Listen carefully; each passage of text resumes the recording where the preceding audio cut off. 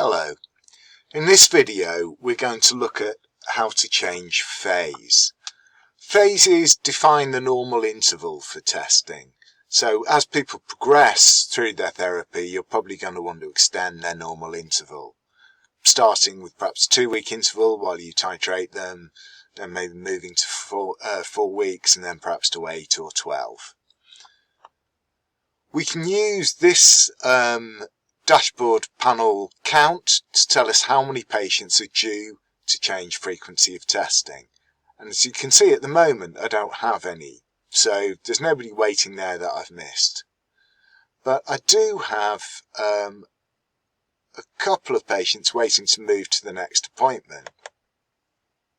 So if I click on one of those and select the Interventions tab, there's this visit indicator. Remember, a visit is really just a visit to the phlebotomist.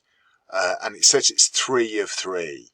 And if I look here, I can see she's on a 2-week phase. So it was titration phase, really. Probably a baseline of tests. And then we've seen her a couple of times, 2 weeks apart. This is the final one of those. So really, she's ready, if we're happy with the results, to move on to a longer interval. What I might do is just close that set of results as normal.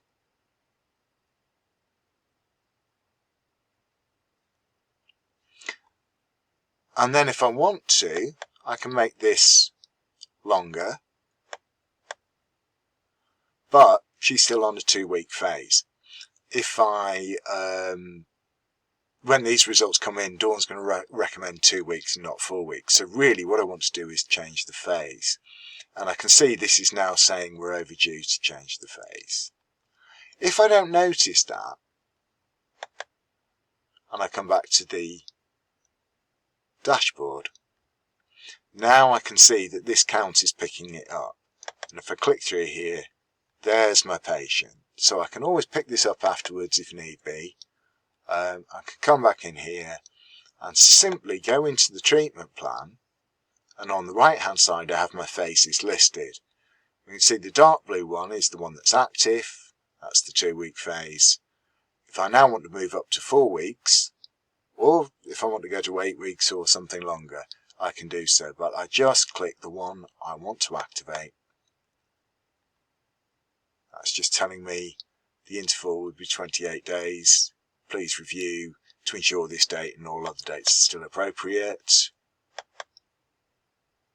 As it happens, this date is appropriate because we already moved it on. If we hadn't, we might want to extend that now too. But there we are, they're on a 4-week interval now. Visit 1 of 3, so we're only expecting 3 months on this phase, and then we'll move them on longer. But she'll come back onto that list view and that dashboard panel count at that point.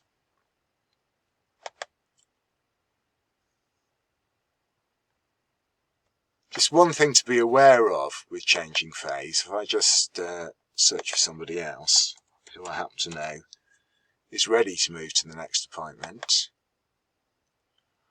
I can't change phase now. You can't do it when you've got a set of tests open with results against them. If I go into here now and try and do that, it won't let me change. Okay, it just sticks on what it is. So what I have to do is do what I did before. In this case, we don't have a recommended next test. So let's just move that on from the 20th to... move them on to there. And press close.